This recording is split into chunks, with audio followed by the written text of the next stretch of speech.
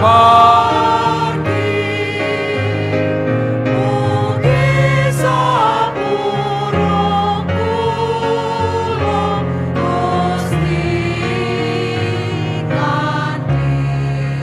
Sugeng enjang para adi yuswa, sugeng pepanggihan malih wonten ing renungan padintenan adi yuswa ing dinten Rebo Legi 1 Oktober 2024. Sumangga dinten punika kita nampeni jejer resiko.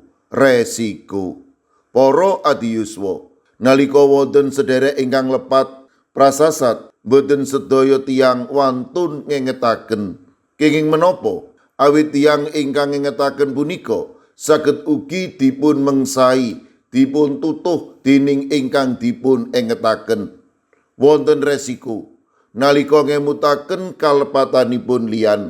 Milanipun asring tiyang ingkang lepat dipun kendelaken amrih pados slametipun piyambak.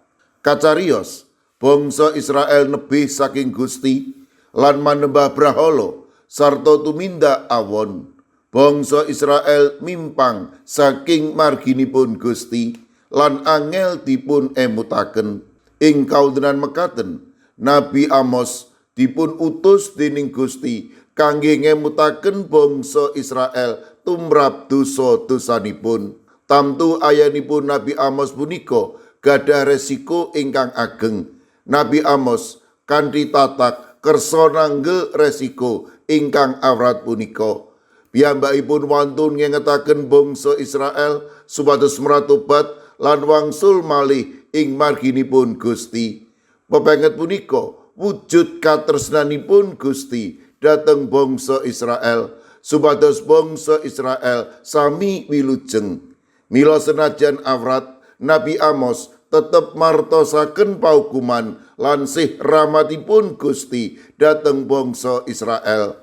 Amos 6 ayat 8 ngendika, Pangeran yuwah wus supaos demi sarirane piyambak ingsun enek mirsani piyangkuwe Yakub lan sengit marang kadatoni negara saisine bakal sun ulungake. Saking ngriki kita saged ningali Nabi Amos ingkang dados talang pakaranipun Gusti kangge bangsa Israel. Para adi yuswa, kita ugi dipun utus Gusti dados talang pakaranipun kebabar ing gesang punika. Kita saged nulodo tumindakipun Nabi Amos ingkang kanthi tatak wantun ngengetaken kalepatanipun bangsa Israel ugi sih rahmatipun Gusti Allah senajan awrat. Kita kedah wantun nanggel resiko kagem martosaken piwucal lan dawuhipun Gusti. Monggo kita mugemi lan nindakaken sabdanipun Gusti ingkang sinerat ing kitab suci. Sumangga kita dados talanging kabar kayekten wonten ing gesang kita pribadi sesami lan sedaya titahipun Gusti. Amin. Sumangga kita ndedonga. Matur nuwun Gusti, dinten punika paduka paring pepimut amrih kawula tetep paring pepimut dhateng sinten kemawon ingkang kadunungan kalepatan awit namung perkawis ingkang mekaten dadosaken tiyang punika enggal mratobat wangsul ing marginipun paduka. Kawula pasrahaken para adi yuswa dalasan anak putu kawula ing pundiya papan. Monggo paduka ingkang reksa, paduka ugi ingkang tansah paring pitulung. Mirunggan kawula pasrahaken Bapak Joko Suranto ingkang dasa mangkin nembe nandhang sakit. Kawula pitados menawi paduka tansah makarya lan paring usada. Madhep serek kawula menika enggal kapulihaken inggih awit saking paduka. Kawula pasrahaken ugi kaudunipun Bapak Priyatmadi ing GKJ Pamong Utama Kalinegara. Paduka ingkang reksa, paduka ugi ingkang mitulungi. Kados dene paduka mitulungi sedherek kawula Julio putranipun Ibu Ratih. Kawula pasrahaken kaudunipun para adi yuswa dalasan anak putu kawula ing pundiya papan, monggo paduka ingkang reksa, paduka ugi ingkang tansah mitulungi. Kawula ugi masrahaken warga GKJ Sragen, Bapak Adi Sungono, Ibu Astuti Purnaningsih, ingkang wedal sakmangke ugi nandhang sakit. Sederek kawula ing GKJ Sedayu, Bapak Wijongko, Ibu Eni Ruspra Mujiati, Ibu Katarina Indah.